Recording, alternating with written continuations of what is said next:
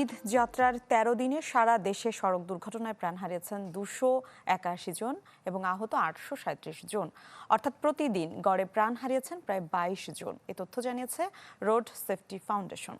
সংগঠনটির এক প্রতিবেদনে বলা হয়, নিহতদের মধ্যে ৩৪ জন নারী, ৪৮ শিশু এবং ৩৭ জন পথচারী রয়েছেন। জানানো হয়, ১৪১টি মোটরসাইকেল দুর্ঘটনায় নিহত হয়েছেন ১২৪ জন, যা মোট নিহতের ৪৪% বেশি।